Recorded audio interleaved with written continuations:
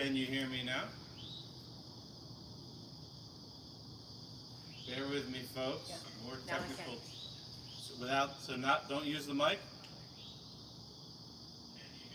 Yeah. Take the mic off.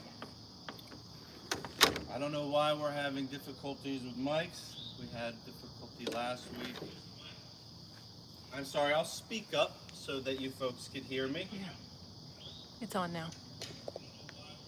I have been told I can project my voice pretty well. You're good. Usually to a fault, but today that might be useful. Okay.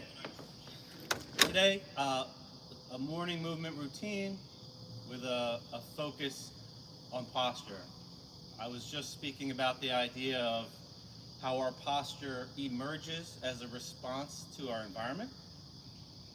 And when they're in harmony, the posture of the human body is just beautiful.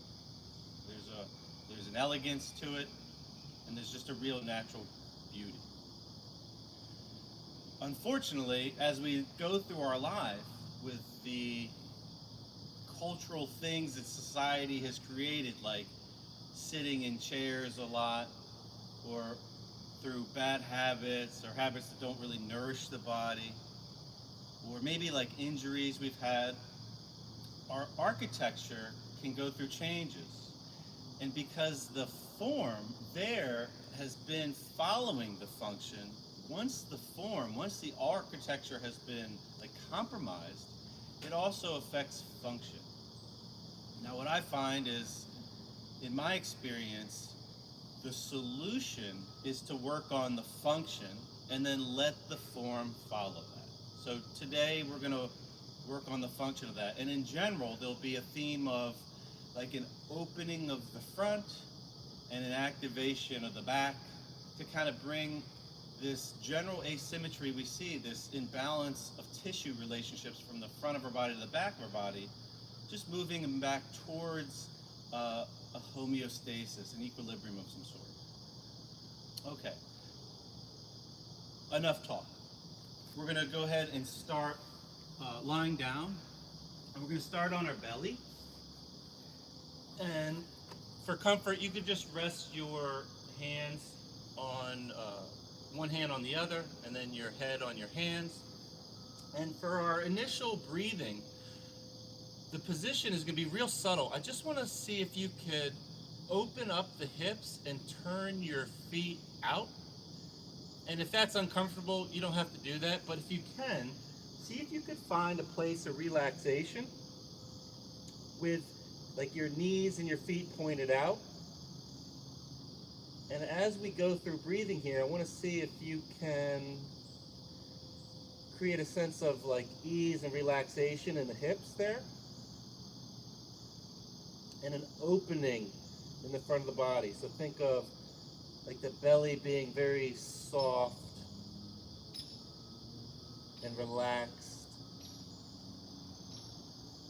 And then with your mouth closed, we're going to work on some belly breathing here. But with our body holding our belly kind of smushed up against the ground, just going to let our air expand as far as it can in all the directions around the belly and the low back. So just take a few moments here to get some expansive inhales and relaxing exhales.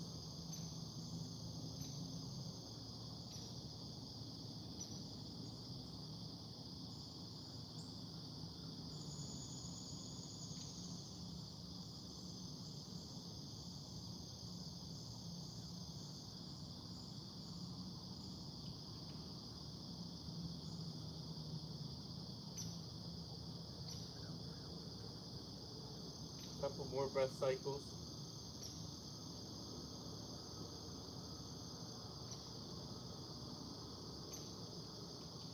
Creating a little space.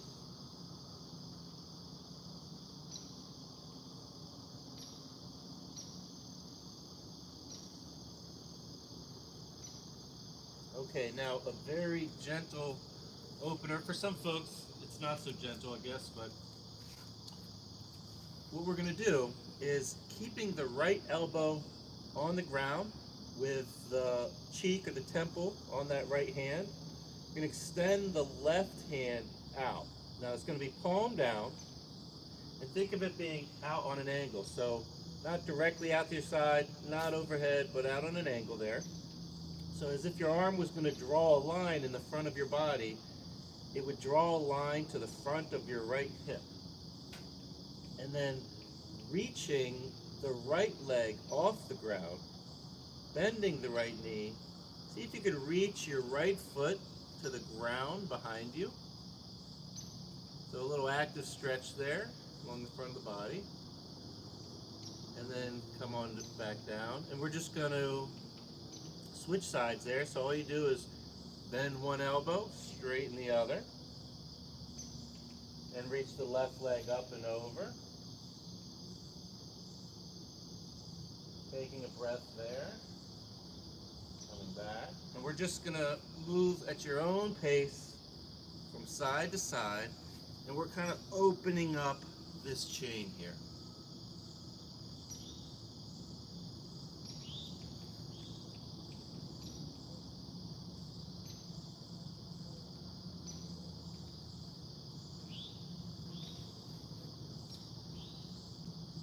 Let's even out the sides.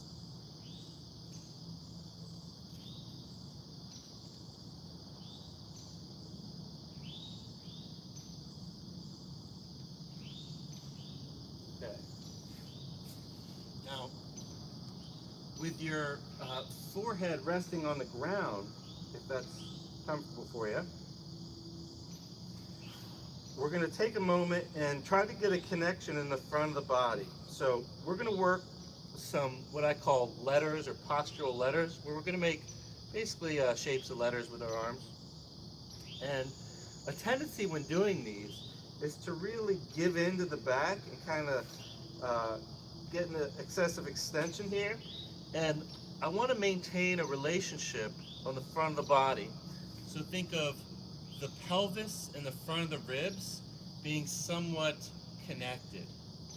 So a couple ways to think about this might be tucking the tailbone under a little bit, or maybe bracing very gently for a little punch in the belly. Like if a 2-year-old was going to give you a little belly punch, it probably wouldn't hurt, but you'd still want to just engage slightly. So not like a hard brace, but just a little connection. And then holding that, you're going to have your palms down and reach your fingers as far towards your feet as possible. And then with them reaching down, bring your shoulder blades together, letting the arms come off the ground, and then coming down. And we're going to repeat that for about 5 more of these reps. So reaching down towards your feet, bringing the arms up. Think of leading with the shoulder blades, really bringing them towards the spine, and maintaining that connection in the front of the body. So the pelvis and the lower ribs are just gently working towards each other. Let's do one more here. And rest. Okay, for some folks these could be really challenging. Sometimes these muscle groups that are working here are fairly neglected. We're going to move to, I would call that like an A, making a letter A kind of with your arms. So we're going to move to a T, so think of the same thing, but the arms are going to be right out at a 90-degree angle. And let's get 5 of these. So same idea, reach your fingers away from you, and then let the arms come up as they're following the shoulder blades.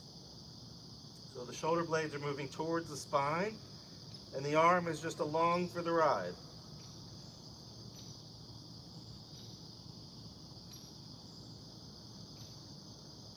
More here.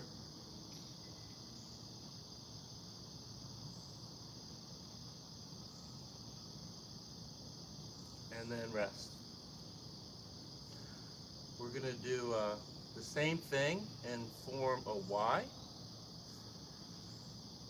So sometimes this gets a little bit more challenging. When you're doing the Y, think of the shoulder blades.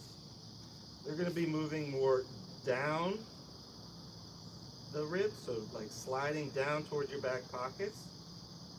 So the shoulder blades are going to come down as the arm lifts, and then relax. 4 more. If it's not comfortable to have your head on the ground, you could have it lifted, but sometimes just relaxing the neck I find more productive for folks doing this. And 1 more here. Okay. We're going to do 1 more exploration through these patterns where we're going to just move through them. So it's going to look like you're just making a big arc with your hands. So you're going to bring your, same thing with the belly position. You're going to bring the arms up in that A position, and then let your hands hover over the ground as they reach overhead, and then back. I'm doing a few of these.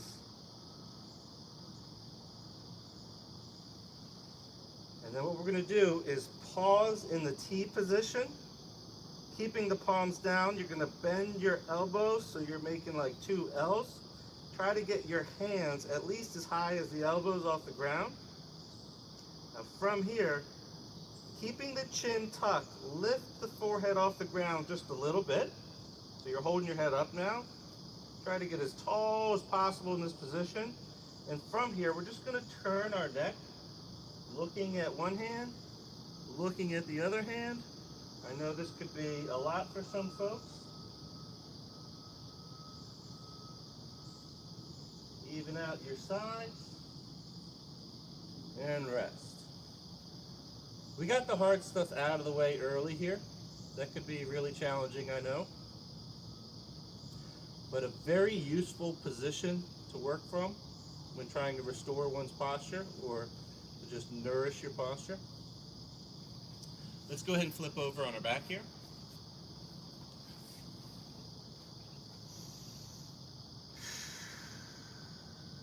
All right, so we're going to work a little bit more on the neck.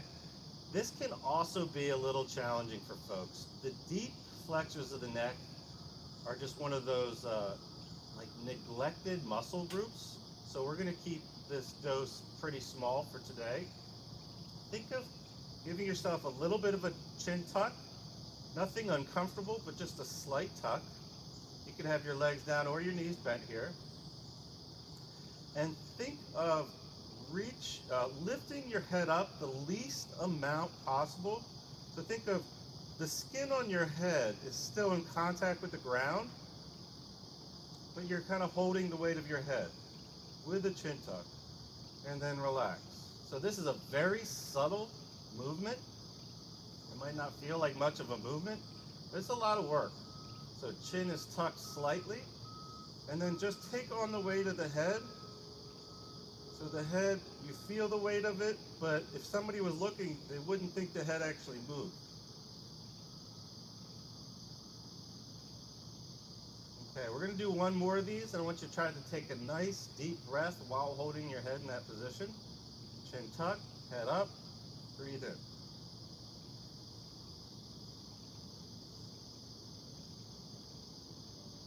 Ooh, and that might make you feel like you're just kind of shaking. It's a very humbling exercise. All right, now getting into opening a little bit more of the front of the body around the hips. So ideally, when we're standing up, the hips are really under ourselves or under our shoulders. Our shoulders are under our head. So we're going to kind of activate the back of the hips and open the front of the hips at the same time. Real simple exercise to do that. We're going to do some bridges. So setting your feet somewhere between hip and shoulder width apart, with your feet fairly parallel. Your arms can be down by your side. Just going to extend your hips fully, and then let them come down. Now, for today's practice, what we're going to do is we're going to hold it up there for 1 breath. So extend fully. Think of opening the front of the hips, letting the hips get as high as they comfortably can, and then take a breath.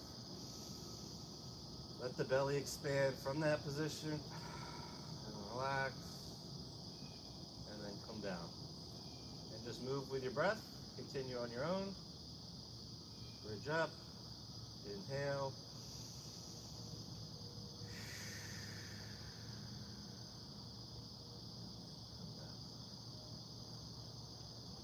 Couple more.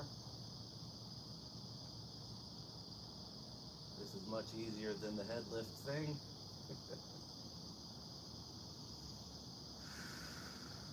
And really try to get a deliberate inhale up there. Hips up. Maybe see your belly expand from this position.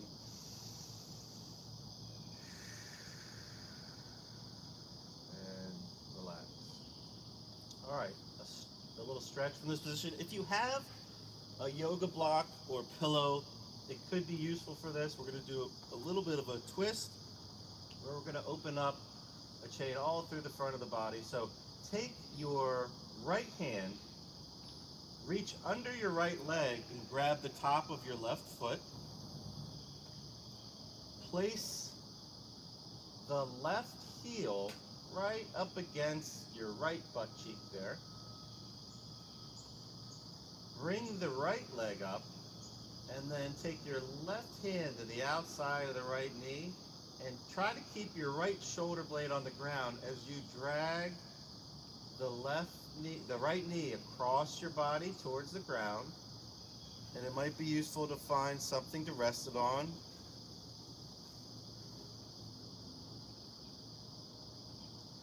And from here, not with a lot of force, but just a little gentle reminder, try to bring both shoulder blades in contact with the ground. If you can relax the neck here. If you want a deeper twist, you could bring the eyes to the right, turn your head to the right.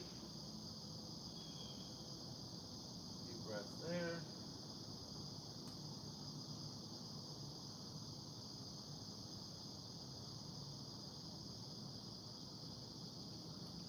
And then slowly working your way out of that position. I like to recalibrate on a twist before I go from one side to the other. So just grab the shins or the knees or the thighs towards your chest a little bit. Maybe rock side to side. Bring your head up if you'd like. A little back massage. And then reset if you have a prop. Bring it to the other side. So again, the left hand's going to go under the left leg, grabbing the top of the right foot, placing the right heel basically up against the left butt cheek there, letting that right knee kind of fall to the ground. Lifting the left leg, grabbing the outside of the left knee with the right hand, and then dragging that left knee across the body. Try to keep the left shoulder in contact with the ground. Maybe get your prop in position to connect your knee to that prop. Some folks go all the way to the ground.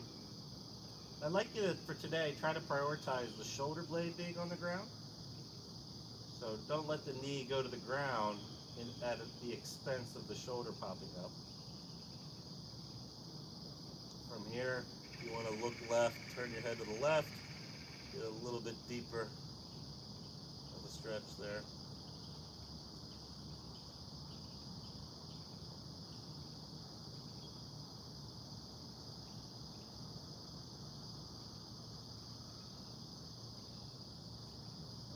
Come out of that. Move the prop to the side. We're going to roll back over and get a little bit more of a dynamic movement here.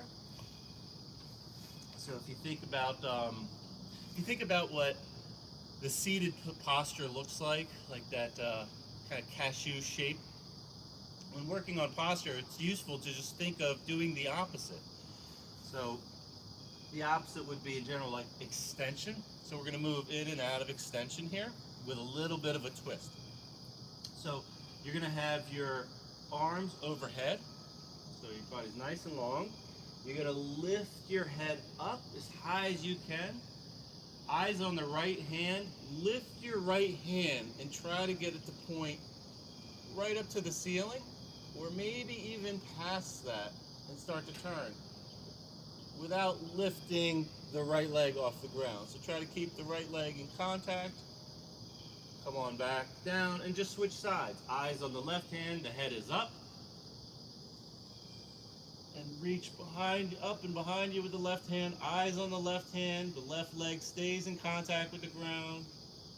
And switch. Moving at your own pace here.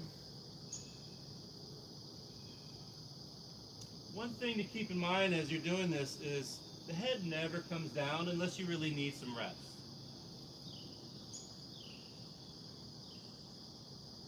So even through the transition, if you could hold it up as if you're gazing down the horizon, just trying to spend a good amount of your time in this active extension.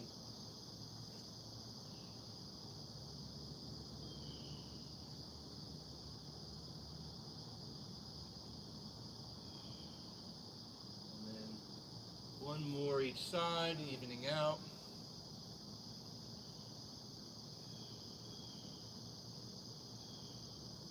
Rest. And we'll get one nice big back bend here. So bringing your hands as if you're going to do a push-up. You're going to really try to lengthen from the crown of your head through the toes. Nice and long. Use your whole body now. Not your hands yet, but your whole spine to lift your head as high as you can, taking your hands off the ground, squeezing your shoulder blades together, and then letting the hands come back on the ground, and then straighten your arms into a big back bend. You can have your legs on the ground, or you could lift them up, eyes up, look up. You can get a little wiggle here if you like. Looking over your shoulder, just getting some explorative movement from this position.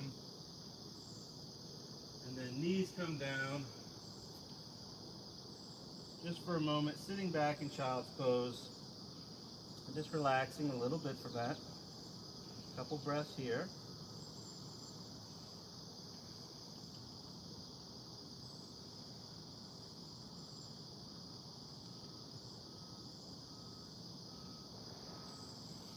And then pushing yourself up into a kind of like a seated quadruped position. So this would be more traditional quadruped position. Let your hips come back, but your hands will still be on the ground. And then we're going to work the same concepts from here. A little bit of extension and rotation. So with your left hand actively pushing through the ground, you're going to bring your head up and then twist, pushing away, and then reaching your right hand as far away from your left hand as you can with your eyes on your right hand. And then switch. Push through the ground with your right hand. Reach your left hand behind you. How far can you get your hands from each other? Eyes on the left hand. And try to keep the head up through these transitions. So try to avoid a drop of the head. Controlling the head in space is a very important concept when considering practicing, like working on your posture. Think of really controlling your head in space, being able to scan your environment as you're moving, and not just giving into gravity. Even out your sides here.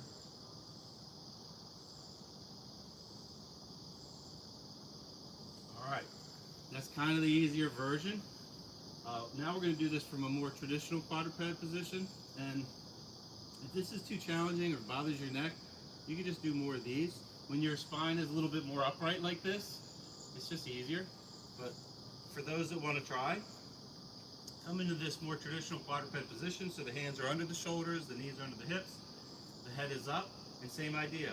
Push the left hand down, reach the right hand to the sky, eyes on the right hand there, not letting the head drop here through the transition.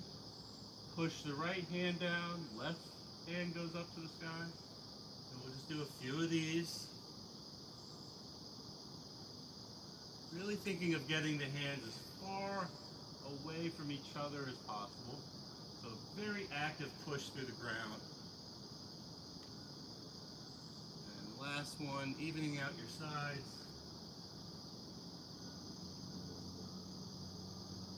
And then rest. We'll do one more little hip opener. Add a little back bend to it. So we're going to be in a half kneeling position. And just take a moment and get a sense of what your posture is like here. Ideally, we want really the hips under the shoulders, the head up, over the shoulders, and you know, it's rare to find someone that has like a perfect posture here. I know I don't. It's just something I always got to work. I do feel like posture is an uphill battle that we just have to kind of climb that hill our whole life, because we're not going to stop doing the things that probably have a negative impact. You're not going to all of a sudden like never sit in a chair or something. So it's just something we want to nourish as a part of our lifestyle, I'd say. All right, we're going to open up the front of this right hip a little bit. So earlier we talked about this connection from the pelvis and the front ribs. Let's reconnect that connection. So it might be like a little posterior tilt to the pelvis. And we're just going to let our weight shift forward and just get a little tug on the front of that right hip. Just do this a few times. And we're going to add a little back bend here. When I do these, you can have your hands back behind your head, giving yourself something to push into. You can interlock your fingers behind you and straighten your arms. We're going to let the hips come forward, and then adding a nice back bend. You could reach the arms up, opening the front of the chest. Gaze up if you'd like. And just sink as deep as your body will let you today. And then coming out of that. And let's do one of those on the other side. So again, just checking in with the posture on this side. Think of the knee that's down as like the standing legs. Think of reaching down through that knee, letting the crown of the head rise away from it. Some real soft movements first, just getting a feel of what it's like on this side, letting the weight shift forward. Nice and easy first. And then when you're ready, you can interlock, or this time I'll demonstrate from here. What's nice about this position is you can push into your hands just very gently. So letting the hips come deeper forward, and then a little back bend, opening the front, opening the heart, opening the chest, opening the front of that left hip,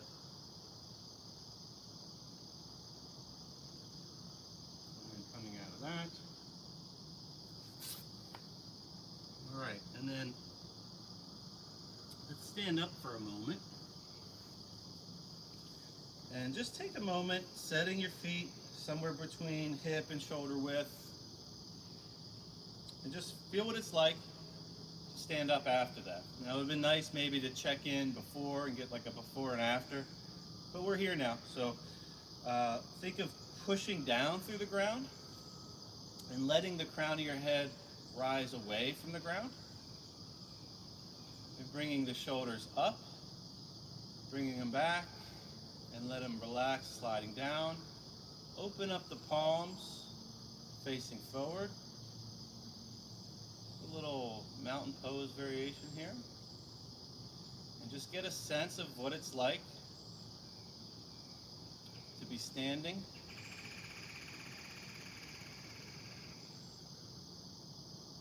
Just connected with the ground. And just get a sense of like tallness. Check in with your own architecture here. And it's easy to find judgments as you feel things, and label things, what this is like. Maybe one foot doesn't seem connected to the ground as much as the other. Whatever. Let's see if we could lose any judgment or labeling and just experience what it's like to stand tall today. A few more breaths here.